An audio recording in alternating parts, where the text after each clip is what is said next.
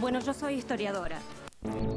A seguir, em Infinito OVNI.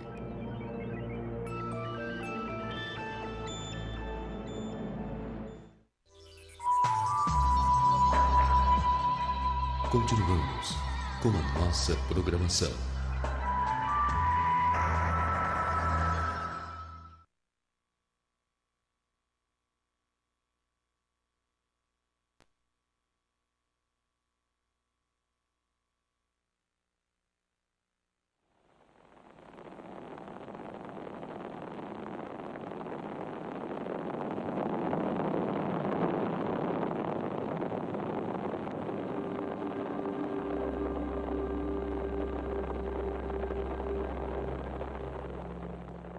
Século XX.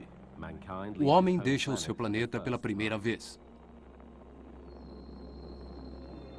Na metade do século XIX, o autor francês Jules Verne descreveu uma jornada fictícia à Lua.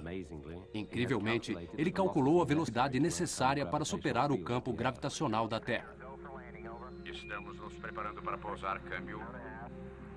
20 segundos.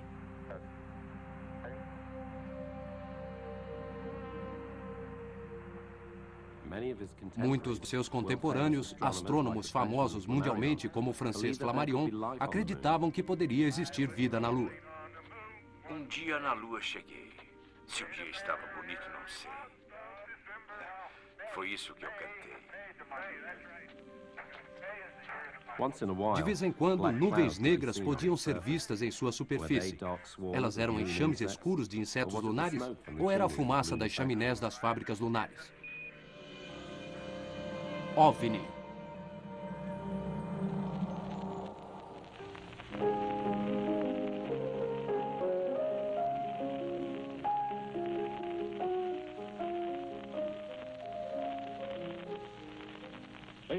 Senhoras e senhores, estas são as primeiras matérias da sua rádio de notícias. London, Canadá. Professor Morris, da Universidade Macmillan, relatou ter visto um total de Observando a superfície de Marte, foram notadas zonas escuras e claras. Seriam oceanos e continentes? aqui no Observatório Americano. Nossos repórteres especiais informam que em Grover Mills, Nova Jersey, foi relatado que às 8h50 da noite... Nos mapas de Marte de Govan Schiaparelli, longos canais dividiam o planeta. O astrônomo Percival Lowell o chamou de sistemas de irrigação construídos intencionalmente. Nós enviamos uma unidade especial até a cena dos acontecimentos e esperamos que possamos dar-lhes o melhor esclarecimento da situação assim que recebermos... Será que esses canais foram construídos por uma civilização avançada?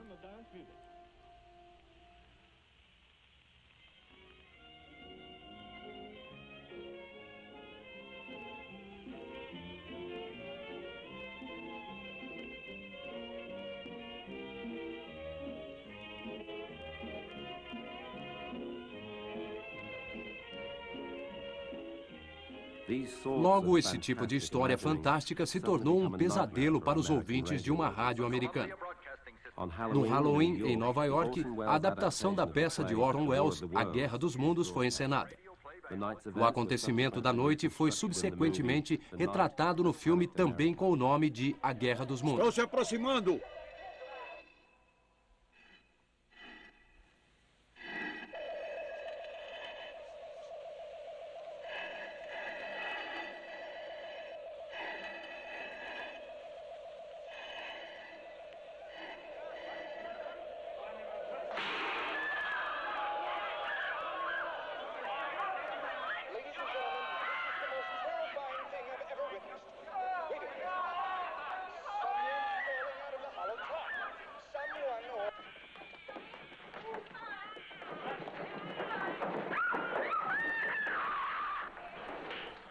Seres invencíveis de Marte haviam pousado em Grover Mill, Nova Jersey, e estavam a caminho de Nova York. Centenas de milhares de ouvintes da rádio acreditaram que a encenação era uma reportagem real da invasão. Eles fugiram em pânico total da cidade para se esconderem nas colinas próximas. Estamos indefesos contra eles, ouça! Nessa noite, 31 de outubro, Nova York entrou em pânico e terror.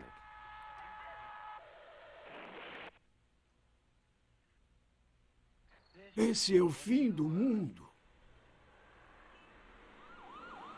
Será que isso foi apenas uma invenção fantástica? Ou foi um aviso da aproximação rápida da Segunda Guerra Mundial?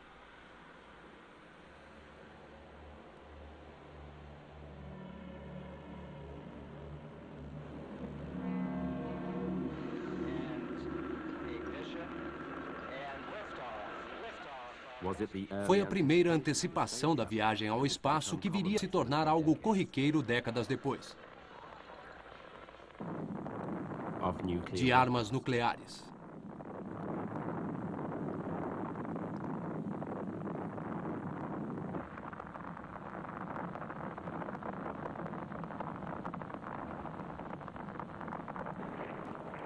Em um século em que o impossível viria a se tornar algo mundano?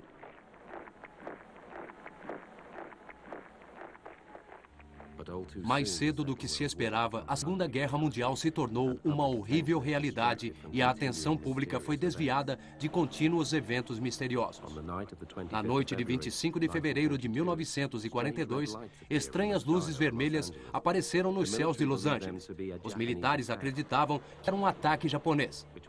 Entre 3h16 e 4h14 da manhã, esses objetos voadores não identificados foram atacados pela Força Aérea dos Estados Unidos. Nenhuma bomba foi disparada, mas 3 civis foram mortos por disparos da Força Aérea Americana e algumas casas foram seriamente danificadas. 3 pessoas morreram de ataques do coração. De acordo com milhares de testemunhas, um dos objetos voadores permaneceu completamente parado durante todo o disparo. Era inconcebível que ele tivesse resistido a tantos disparos diretos que deve ter recebido. Depois do ataque, ele voou lentamente e desapareceu. Publicamente, as autoridades militares classificaram todo o incidente como um alarme falso criado pela alta ansiedade existente por causa do novo estado de guerra da América. No entanto, no dia seguinte, o comandante responsável, General George C. Marshall, enviou um memorando secreto ao presidente Franklin Roosevelt, no qual declarava suas suspeitas de que os eventos daquela noite tinham sido uma atividade hostil por parte de agentes inimigos. Outono de 44. A guerra é intensa em todos os frontes. Os pilotos da US Hockey que retornaram de suas missões sobre a Alemanha relatam eventos surpreendentes. Eles falam de misteriosas bolas de fogo surgindo do nada e seguindo de perto seus aviões. Eles foram incapazes de derrubar seus perseguidores, apesar de algumas manobras mirabolantes. Essas bolas de fogo ficaram conhecidas como Foo Fighters, ou por causa do famoso amor do alemão Sauerkraut, Krautballs. Será que eram as novas armas secretas de Hitler? Os pilotos alemães relataram coisas similares, mas eles atribuíram essas estranhas armas aos aliados. Não há nenhum caso conhecido em que os Foo Fighters apresentaram algum perigo e, como resultado, eles foram oficialmente considerados armas de guerra psicológica. Mas esse fenômeno não ficou restrito à Europa. Tripulações de voo relataram incidentes similares no Oceano Pacífico durante a Segunda Guerra Mundial. E as aparições também foram feitas durante as guerras da Coreia e Vietnã. 1945. A Segunda Guerra Mundial chegou ao fim e nas cenas do conflito a destruição começa a ser limpa.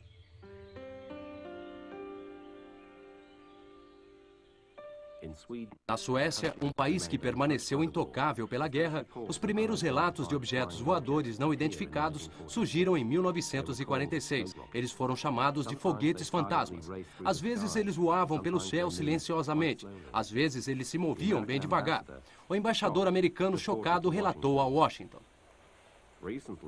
Recentemente, o número de relatos sobre tais objetos tem aumentado consideravelmente. Um dos funcionários da embaixada viu um na tarde de terça-feira. Os suecos dizem não ter nenhum conhecimento sobre a origem desses objetos voadores. Na verdade, os suecos assumiram que os objetos eram foguetes alemães V-2 que tinham sido capturados por Stalin. Eles pediram ajuda urgente dos Estados Unidos e da Grã-Bretanha. Agora, mais de 2.000 aparições já foram relatadas na Noruega, Suécia e Finlândia. E chegaram mais de Portugal, Marrocos, Itália, Grécia e Índia. Esses territórios abrangiam uma área que excedia uma extensão máxima dos foguetes russos da época e, como resultado, o mistério das aparições permaneceu insolúvel.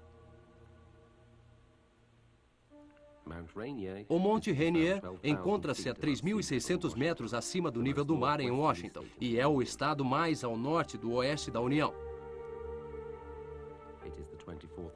É 24 de julho de 1947, um dia glorioso e com excelente visibilidade. Para muitos jornalistas e pesquisadores, esse é o alvorecer de uma nova era no estudo dos OVNIs.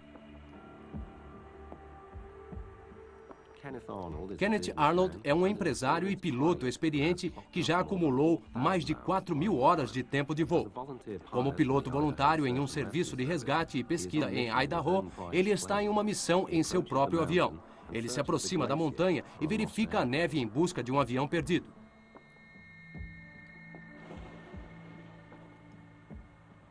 Uma horrível luz branca brilhou. Ela iluminou a cabine e o céu inteiro. Foi como uma explosão. E isso foi em uma tarde clara. E ela brilhou uma segunda vez e eu olhei para a minha esquerda e havia uma fila de objetos voadores muito estranhos. Eles voavam de maneira muito caótica e a mais ou menos 1.200 milhas por hora, 2 vezes mais rápidos do que qualquer avião.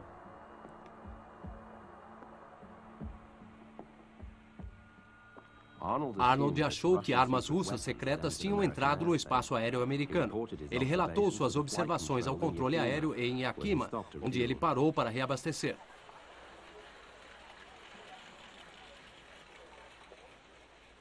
Sua notícia se espalhou rapidamente e em sua próxima parada um grupo de ansiosos repórteres estava esperando por ele. Arnold descreveu os estranhos movimentos de voo dos objetos como um disco escumando sobre a água. E a frase foi criada: discos voadores. A observação de Kenneth Arnold foi em todos os sentidos única. De acordo com um estudo de Ted Blotter, 853 OVNIs foram vistos por mais de 3.200 pessoas em junho e julho de 1947. E isso foi só nos Estados Unidos. Os militares ficaram preocupados. As armas secretas dos russos realmente ameaçavam a América? Em uma única voz, relatos de testemunhas do Canadá pareciam confirmar um caminho de voo sobre o Polo Norte. O então comandante do Comando Material Aéreo da Força Aérea Americana, General Nathan Twining, forneceu em 23 de setembro as seguintes conclusões iniciais: que os fenômenos relatados eram reais, que os discos voadores eram produtos de uma tecnologia altamente desenvolvida e que eles deveriam ser investigados secretamente e com alta prioridade.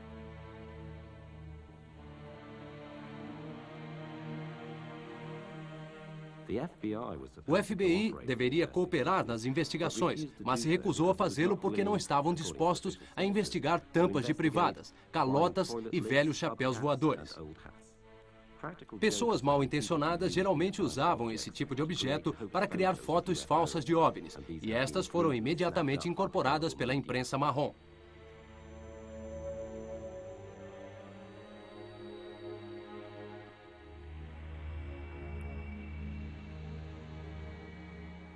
Apesar de tudo isso, em 22 de janeiro de 1948, o Projeto Sinal começou o seu trabalho. Os fenômenos se apresentaram aos investigadores da Força Aérea em uma confusa variedade de formas. Discos, cilindros, foices e bolas de fogo, todas executando inacreditáveis manobras de voo. Alguns voavam sozinhos, outros em grupos. Na maioria, eles se moviam em completo silêncio, mas às vezes eles desapareciam em uma grande explosão.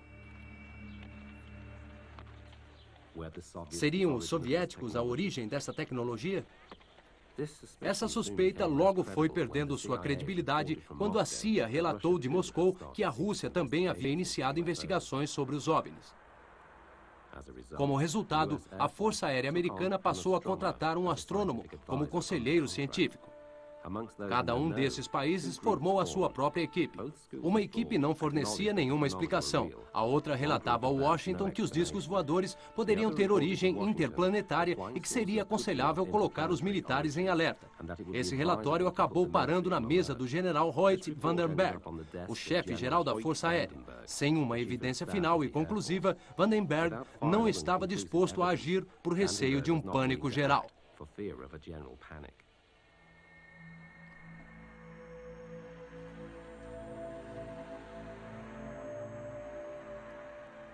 No meio tempo, novos relatos surgiram.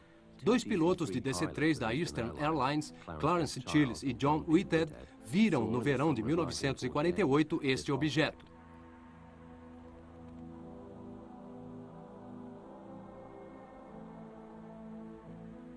Um objeto voador similar foi visto durante uma noite clara pelo astrônomo mundialmente conhecido Klein Tombaugh, que foi o descobridor de Plutão. Tombaugh descreveu um objeto brilhando em uma luz azulada, emitindo uma luz clara que saía de 6 janelas dispostas geometricamente. Tombaugh ficou completamente atônito. Esse era um fenômeno inteiramente novo para ele, que claramente não era uma miragem, nem um avião, nem meteoros, nem a aurora boreal. Testemunhas que são treinadas para observar como pilotos ou astrônomos tornaram-se testemunhas de extrema credibilidade. Eles não tinham nada a ganhar ao relatar aparições extraordinárias. Na verdade, eles colocavam em risco suas reputações. Outras testemunhas acima de qualquer suspeita incluíam cientistas que estavam trabalhando continuamente no desenvolvimento das bombas atômicas. Eles ficaram maravilhados com as bolas de fogo verdes que apareceram no final de 1948 sobre sua base de pesquisa super secreta no Novo México. O astrônomo Dr. Lincoln La Paz, da Universidade do Novo México, foi consultado no intuito de esclarecer se estes poderiam ser tipos raros de meteoros. Em 12 de dezembro de 1948, La Paz observou um objeto similar com seus próprios olhos. Ele estava convencido e concluiu: isso não é meteoro. Pela visão dele, eram foguetes que emitiam luzes brancas esverdeadas e que subsequentemente se autodestruíam. Um cientista da base secreta de Los Alamos declarou que eles pareciam os foguetes V-2 de Hitler. De onde esses objetos voadores vieram? Será que eram naves espaciais de civilizações extraterrestres? As lembranças da peça de Orson Welles no rádio estavam frescas nas mentes dos jornalistas e cientistas quando eles discutiram duas perguntas da imprensa. Primeiro, as explosões das bombas atômicas foram tão intensas que puderam ser vistas de Marte? E segundo, essas explosões alarmaram os seres de Marte? Outros cientistas acharam que visitantes do espaço eram extremamente improváveis por causa dos problemas interplanetários, que pareciam não ter solução, quanto mais uma viagem espacial interestelar.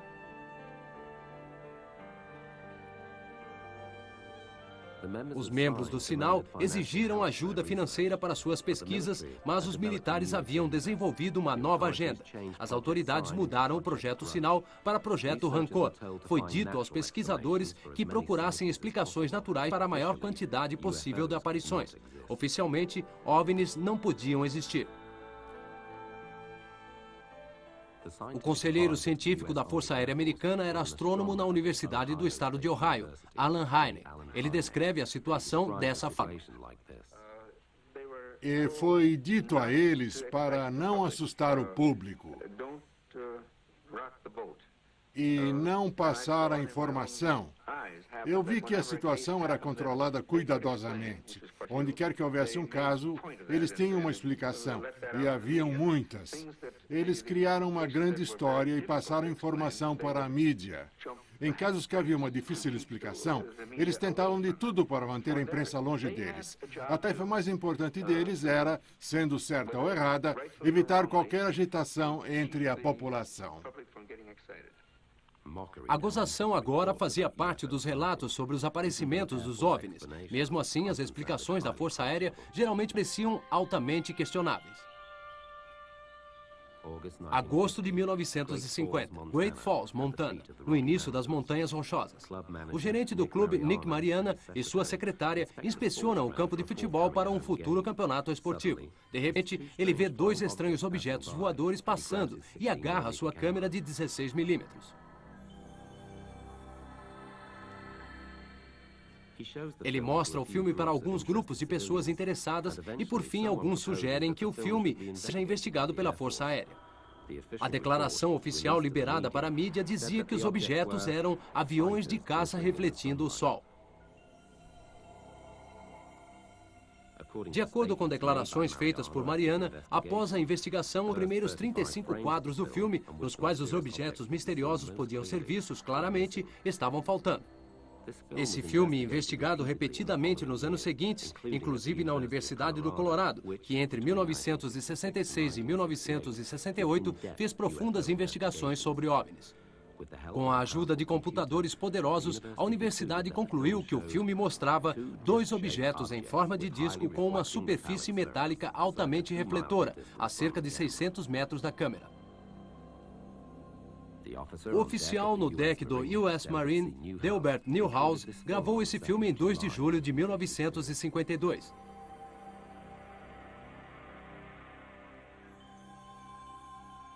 Depois de análises da Força Aérea, novamente uma sequência importante estava faltando. A explicação oficial? Possivelmente um bando de pássaros. Laboratório de Revelação de Fotos da Marinha Americana contradiz isso. Pássaros ou aviões seriam reconhecidos como tais na análise. Os objetos no filme têm luz própria e estão, obviamente, sob controle inteligente. Origem desconhecida.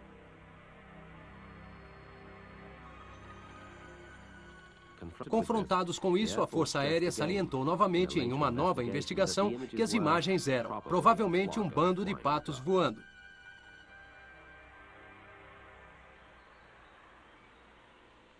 Enquanto isso, a Força Aérea criou em março de 1952 um novo programa de investigações de OVNIs. O projeto Livro Azul tinha a função de continuar a retratar todas as aparições de OVNIs como falsas. Às vezes, essa tarefa era quase impossível. Sábado, 19 de julho de 1952. O calor do verão cai duramente sobre a capital da nação, Washington. Tarde da noite, por volta de 23h40, o controle de tráfego aéreo do Aeroporto Nacional de Washington relata que 7 objetos voadores não identificados tinham entrado no espaço aéreo restrito que formava a zona de segurança entre o Capitólio e a Casa Branca.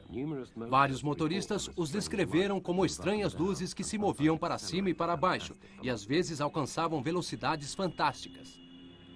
Aviões de caça foram chamados. Horas se passaram, até que por volta das 3 da manhã, os esperados aviões de caça chegaram. Nesse mesmo momento, os misteriosos objetos voadores sumiram no céu.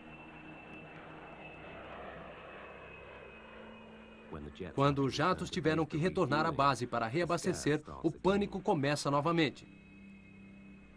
Apenas quando a manhã começa a surgir, a tranquilidade retorna. O acontecimento vira manchete de costa a costa. Mas Washington tem pouco tempo para acalmar toda a nação. No sábado seguinte, a mesma estranha aparição se repete. Desta vez, os desconhecidos objetos voadores aparecem por volta das 21 horas.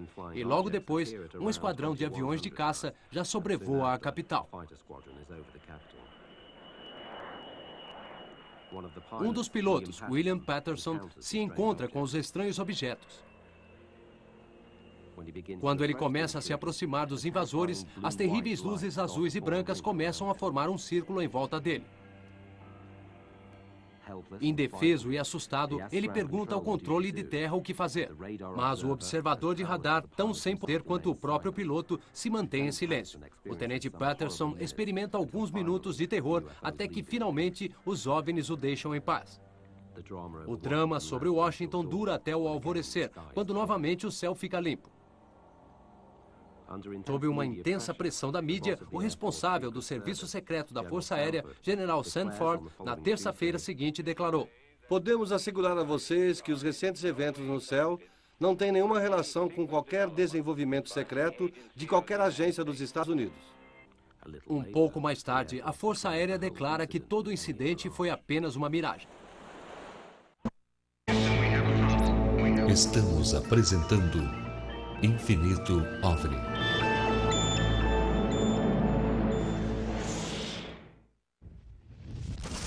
Apresentar Infinito OVNI.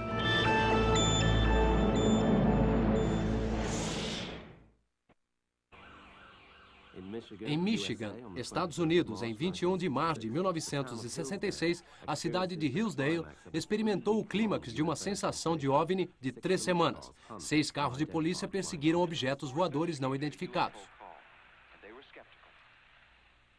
Entre as várias pessoas que avistaram o espetáculo bem de perto está o líder da Defesa Civil do local, que também é o reitor da faculdade de Hillsdale. Depois que a polícia foi avisada, 36 aviões de caça foram imediatamente acionados. Os carros perseguiram os objetos voadores por 40 quilômetros a uma velocidade superior a 160 quilômetros por hora. Finalmente, o investigador da Força Aérea, Allen Hynek, chega à cena do acontecimento, mas o show já havia terminado. No entanto, sob a pressão da mídia, Hynek dá uma entrevista coletiva durante a qual ele declara que as luzes misteriosas eram provavelmente gás do pântano. A população e a imprensa se sentiram enganados com esta explicação e surgiram piadas pelo país sobre o estado do gás do pântano de Michigan. A explicação de Allen Hynek teve consequências. No Congresso americano, o líder da oposição e mais tarde presidente, Gerald Ford, exigiu uma conferência oficial sobre o assunto OVNI. Ford disse: "Eu não concordo nem um pouco que esses relatos possam ser tão facilmente explicados. Os cidadãos da América têm o direito a uma explicação mais completa do que a dada atualmente pela Força Aérea."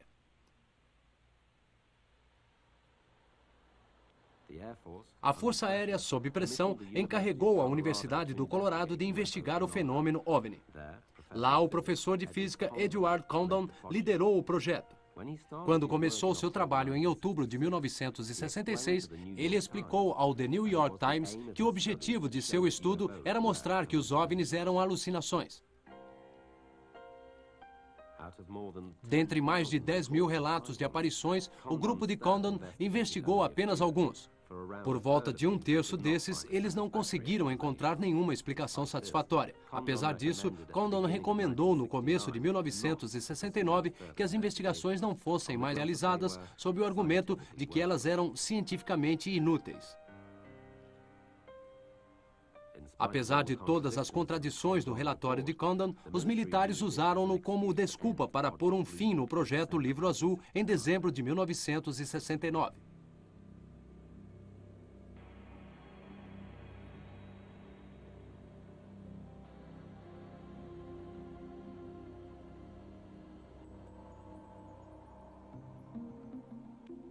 Mas muitas pesquisas particulares sobre OVNIs se ajustaram às opiniões de Condon, uma das quais foi a do engenheiro eletrônico e jornalista científico Philip Klass. Bem, por volta de 98% de todos os relatos sobre OVNIs vêm de pessoas inteligentes que veem algo no céu noturno e não conseguem identificá-lo. Eles não têm a mínima ideia de como investigá-lo. É como uma dor de estômago, você não consegue diagnosticá-la sozinho. Em alguns casos, leva-se semanas ou meses até que uma explicação natural seja encontrada. Por volta de 2% são ou fraudes propositais ou alucinações. Mas, felizmente, muitos dos fraudadores no campo dos OVNIs não são tão inteligentes ou gênios e não trabalham com perfeição. A maioria é facilmente identificada em um momento. Muitas das fotos de OVNIs são fáceis de se forjar, principalmente as polaroides. Eu acho que temos alguns exemplos. Nós temos algumas fotos. Essa se parece com uma tampa de lixeira que foi lançada no ar. Certo. Deem uma olhada. Onde ela foi tirada? Essa foto foi tirada no início da década de 50, McMinnville, Oregon. Uma das duas fotos que foram tiradas pelo fazendeiro Paul Trent e sua esposa, que diziam ser de uma nave espacial gigante que fora fotografada durante a noite. A sombra na parede mostra que já era de manhã e não à noite. Isso é uma fraude. A comissão de Condon da Universidade do Colorado investigou as duas fotos e chegou a conclusões completamente diferentes. É um objeto voador extraordinário, a uma distância da câmera de aproximadamente 1,5 km. É prateado, metálico, em forma de disco e seu diâmetro é maior que 30 metros.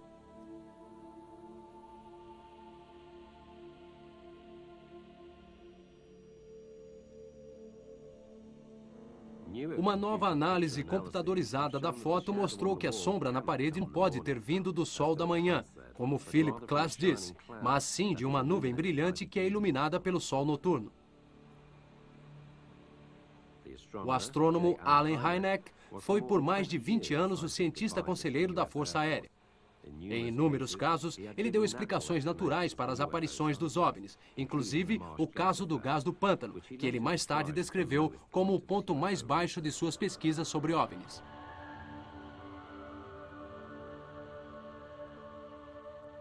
Agora que a Força Aérea tinha declarado terminadas suas investigações sobre OVNIs, ele se voltou contra os métodos de seus ex-empregadores. Em 1973, ele funda o Centro para Estudos de OVNIs, uma organização onde cientistas e acadêmicos de diferentes disciplinas tentam entender o fenômeno do OVNI. No Centro para o Estudo de OVNIs, nós temos dados com mais de 75 mil relatos de mais de 133 países. Isso certamente é muito revelador, mas o que finalmente me convenceu que isso não é nenhum tipo de loucura é a qualidade das testemunhas. Muitos dos relatos vêm de pessoas responsáveis e de posições muito altas, com reputações inabaláveis. Pessoas com treinamento técnico, tais como controladores de tráfego, militares e pilotos civis. Finalmente, eu cheguei a um ponto onde tive de admitir para mim mesmo: eu não posso continuar achando que essas pessoas são loucas. Elas devem ter visto algo que era real.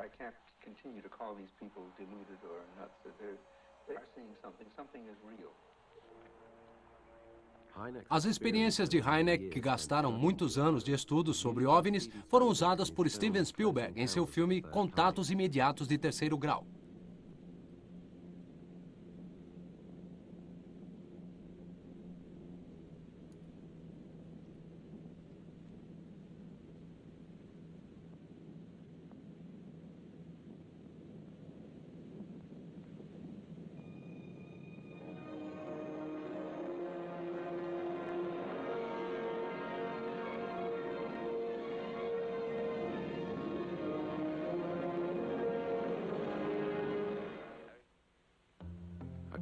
Ele manteve Hynek seu conselheiro técnico.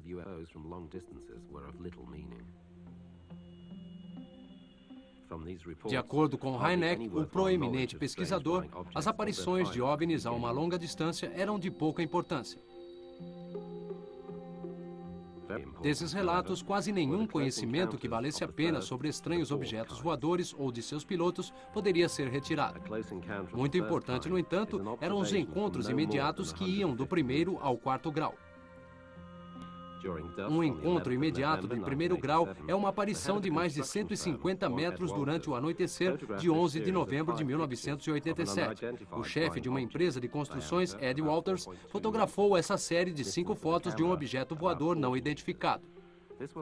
Diâmetro aproximadamente 4,2 metros. Distância da câmera aproximadamente 40 metros. Esse foi um encontro imediato de primeiro grau. Essa foi a primeira de uma onda de aparições que agitaram os 60 mil habitantes de Gulf Breeze, na costa da Flórida.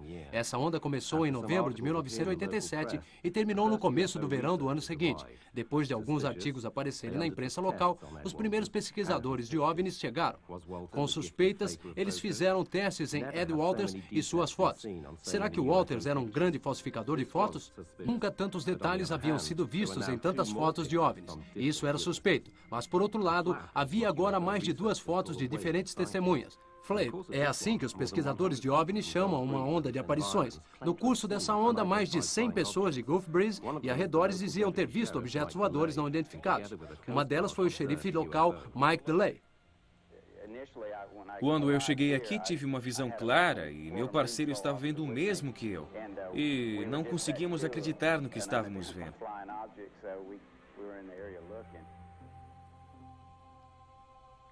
Ed Walters tirou uma foto atrás da outra. No final da onda de OVNIs, havia aproximadamente 40 fotos.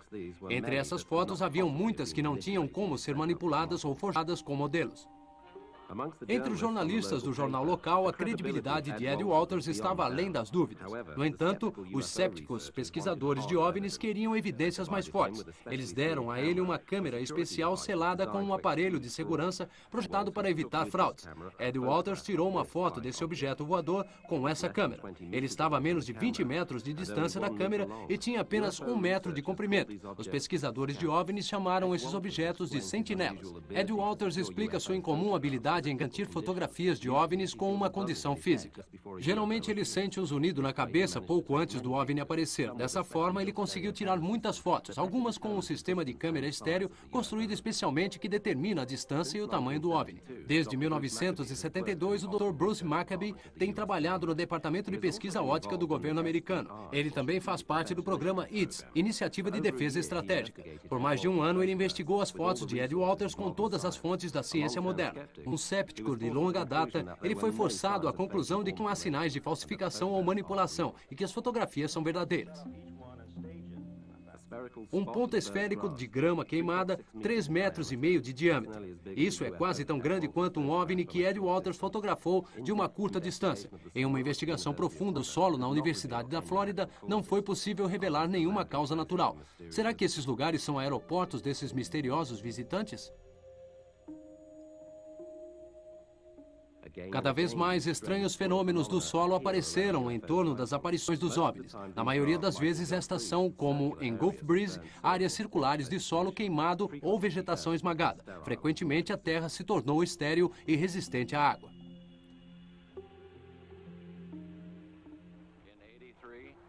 Em 1983, houve um ponto circular aqui de aproximadamente 1,5 metro de diâmetro. Começando daqui, uma trilha de mais ou menos 30 centímetros e até o jardim, onde ele termina de repente. Esse ponto foi criado durante a noite, de acordo com Harry Tommy, que mostrou essas fotografias.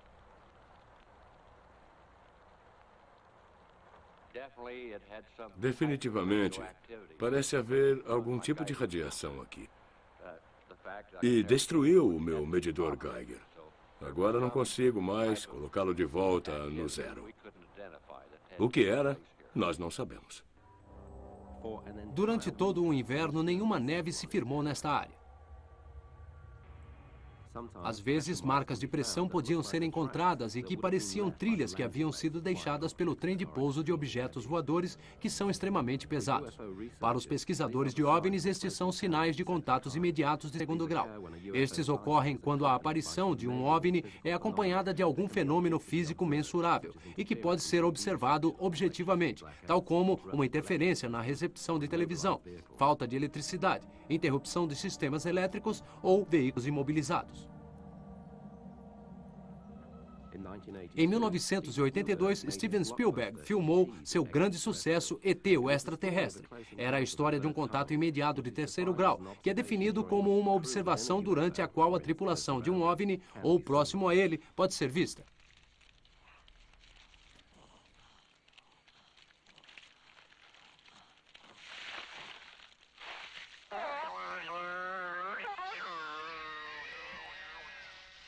Depois do terror do primeiro contato, ET se torna um amigo de um garoto. ET.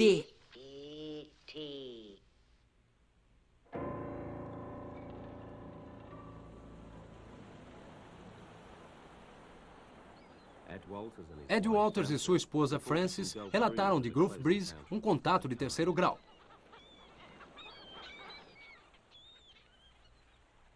Na noite de 2 de dezembro de 1987, Ed Walters tirou a foto deste OVNI. Por volta de 1 hora depois, os Walters já estão na cama. O cachorro deles começa a latir. Para ver o que acontecia, Ed abre as persianas e fica horrorizado. Olhos grandes, pretos e oblíquos o encaram. Francis também vê o alienígena que achou no início ser o reflexo de Ed na janela. Antes dos Walters se recuperarem do choque, o alienígena dá meia volta e some na escuridão da noite.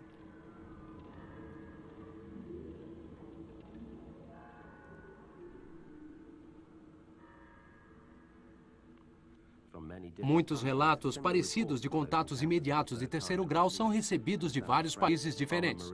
No sul da França, o fazendeiro Maurice Massé descobriu na manhã de 1 de julho de 1965 um objeto oval em seu campo de alfazema. Próximo ao objeto, duas criaturas com aparência humana e da altura de crianças de 8 anos investigavam suas plantas.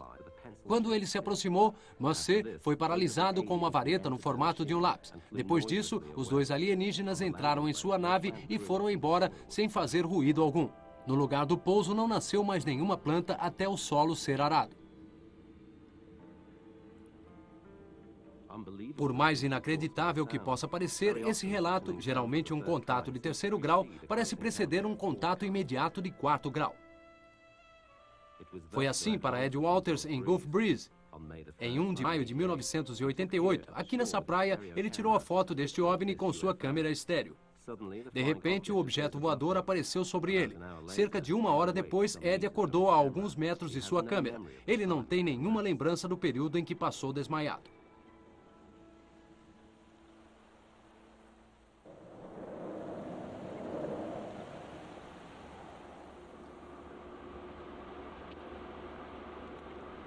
O primeiro caso relatado desse tipo ocorreu na noite de 19 de setembro de 1961. O casal Betty e Barney Hill estavam voltando de uma viagem de férias que fizeram ao Canadá. Na Estrada 3, em direção a Boston, eles avistaram um objeto extremamente luminoso com um formato incomum. Depois disso, os Hills haviam esquecido de 2 horas de sua viagem. 1 ano mais tarde, crises de pânico e pesadelos levaram Barney Hill a um psiquiatra. O terapeuta tenta reviver as lembranças perdidas de Hill. Sob hipnose, Barney Hill revela seu sequestro por um OVNI. Ah, meu Deus, dê-me forças! Ah, meu Deus, eles estão comigo na nave! Eles estão fazendo testes comigo! Eu tenho que fugir daqui! Na série Os Invasores, a televisão CBS incluiu uma cena com um contato imediato de 4º grau, onde o que parecia à primeira vista ser uma série de ficção científica é na realidade uma descrição de bizarras experiências de pessoas sequestradas por alienígenas. Na maioria dos casos surge um padrão. Geralmente, as vítimas são abduzidas enquanto ainda crianças. Com grande frequência, vários membros de uma mesma família são envolvidos. As descrições são geralmente de exames médicos e procedimentos cirúrgicos que deixam cicatrizes visíveis.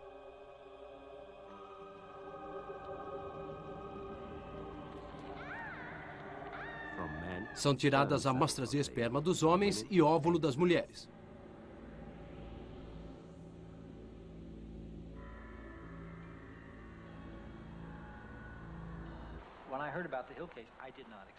Estimulado por sua própria visão de um OVNI, Bud Hopkins, renomado pintor e escultor de Nova York, tem investigado muitos desses sequestros desde 1974.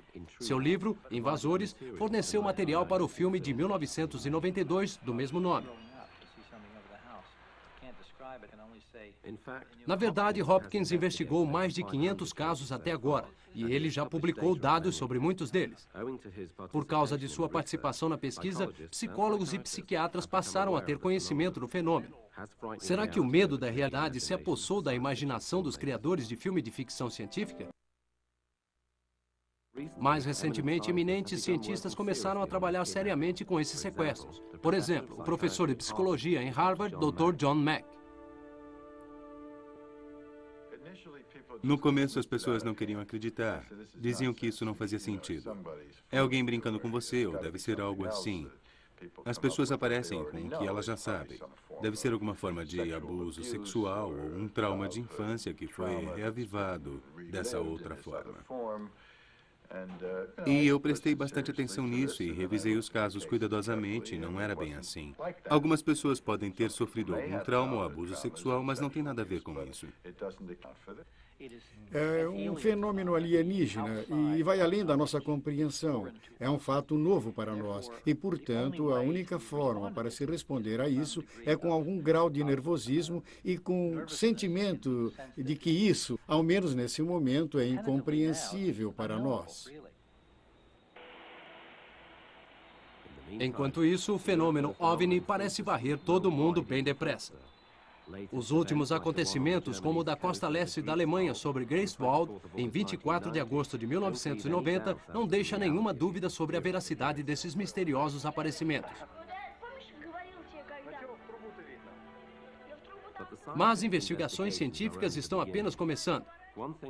Uma coisa parece estar clara: os resultados vão mudar nossas percepções do mundo. Há apenas mais uma história para contar que faz ligação com o início da nova era de observações de OVNIs desde 1947 até os dias de hoje. Nós começaremos com Jimmy Carter, o 30º presidente dos Estados Unidos. Em 1976, durante sua campanha eleitoral, ele declarou à imprensa: "Eu não dou mais risadas de pessoas que dizem ter visto discos voadores, porque eu mesmo já vi um." Em sua declaração, o presidente Carter descreveu um objeto luminoso que se aproximou até se tornar tão grande quanto a lua cheia. Carter é um físico nuclear e não há dúvidas sobre a sua observação. Na luz dessa experiência, ele prometeu a seus eleitores que iria garantir que durante o seu mandato todos os arquivos sobre discos voadores seriam liberados ao público. De fato, sob o seu governo, em 1979, o Ato de Livre Informação foi aprovado. Documentos secretos do governo americano tiveram que ser entregues aos cidadãos, fornecendo informações liberadas que não colocassem em perigo a segurança nacional. Até agora, mais de 1.400 documentos secretos se tornaram de domínio público. Trechos apagados que foram censurados por razões de segurança nacional mostram que o material fornecido ao público até agora é apenas a ponta do iceberg.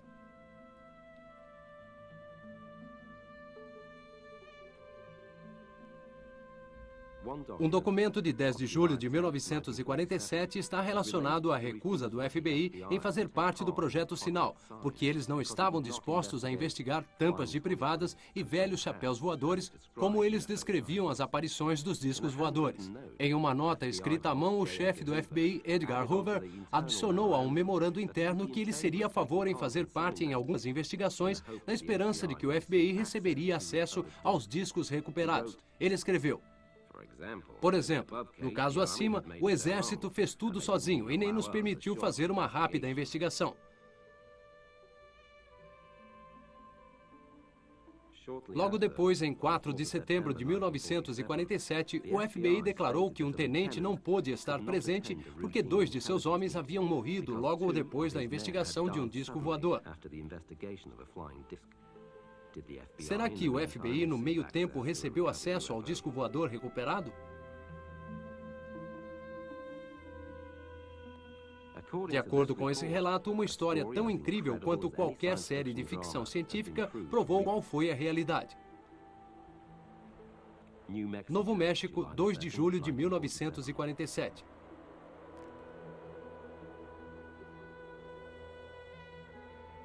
Uma semana após a famosa visão de Kenneth Arnold de um disco voador em uma remota área a 46 quilômetros a noroeste de Roswell, um estranho objeto cai.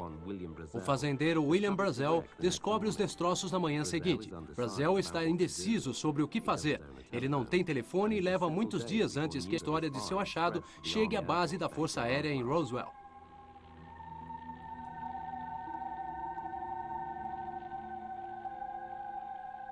Nessa época, o único esquadrão nuclear existente no mundo ficava baseado em Roswell. O Major Jesse Marcel, um físico e primeiro investigador militar na cena da queda, se recorda. As partes eram mais leves que uma balsa de madeira. Eu tentei pôr fogo numa delas, queria ver se pegava fogo, mas não pegou. Após a recuperação, o coronel William Blanchard, o comandante da base, chamou seu oficial de imprensa, Walter Holt. Holt recorda: "No telefone, o comandante William Blanchard, o comandante da base, me disse que tínhamos algo que, em sua opinião, era um disco voador." Enquanto isso, o Major Marcel está a caminho do quartel da Força Aérea em Fort Worth com os restos do objeto, para os cuidados do comandante-geral em Fort Worth, Roger Ramey. Lá, dizem alguns investigadores, é onde a limpeza das provas começa. Menos de 24 horas depois da informação sobre o disco voador, ela é retirada. A Força Aérea diz que era apenas um balão meteorológico. O general Ramey e o coronel mostraram pedaços do balão meteorológico como prova. Mas apenas Marcel não concordou com essa história de balão meteorológico. Nessa mesma época, Ramey mandou o misterioso material para a base aérea Wright-Patterson, em Dayton, Ohio, o centro de pesquisas e desenvolvimento mais secreto dos Estados Unidos. O incidente de Roswell foi investigado várias vezes e seus detalhes foram confirmados por mais de 100 testemunhas. Apesar disso, teria se tornado um boato se o diretor Hoover, do FBI, não tivesse exigido insistentemente, alguns dias depois, ter acesso ao disco recuperado. Até hoje, a suposta recuperação de 4 corpos, os pilotos do disco, continua sem confirmação. Os documentos secretos liberados desta data não esclarecem e nem dão evidências. Os bonecos de látex de um produtor canadense não são de maneira alguma os pilotos do misterioso objeto acidentado. O círculo se fecha com um homem chamado Robert Lazar. Em 6 de novembro de 1989, ele declarou em um programa de TV em Las Vegas que trabalhou como físico em um centro altamente secreto de desenvolvimento e testes em Nevada, oficialmente chamada de Área 51, e extraoficialmente conhecido como Terra dos Sonhos. Ele descreve os misteriosos projetos de pesquisa desta forma. Eles têm espaçonaves extraterrestres em sua posse. Espaçonaves que eles examinam por inteiro e que voam.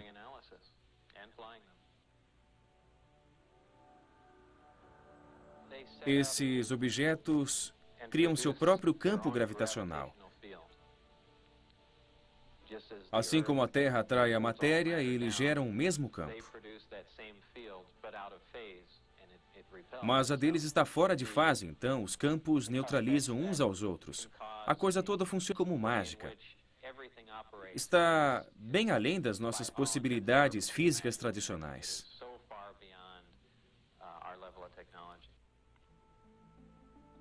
Por que Lazar foi a público com essa revelação? De acordo com sua declaração, a qualificação para trabalhar na Área 51 é, primeiro de tudo, o de liberação superconfidencial, principalmente para os que envolvem os projetos pioneiros. Eles precisam dos melhores cérebros científicos do mundo. O fabricante do mundialmente conhecido Learjet, John Lear, recebeu secretamente as datas do teste de voo de Bob Lazar, que queria chamar a atenção aos acontecimentos na Área 51. Lear fez alguns acertos para filmar um dos voos. Mas Lazar foi descoberto.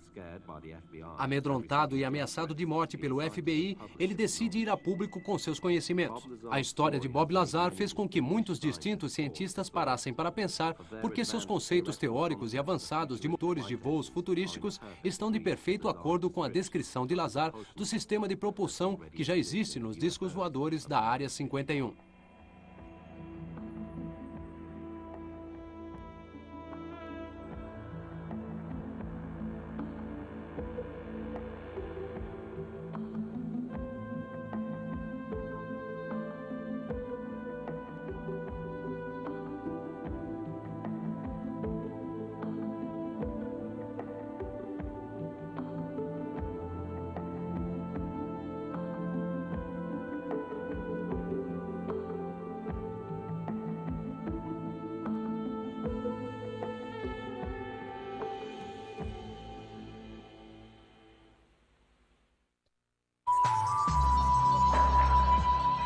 Voltaremos dentro de instantes.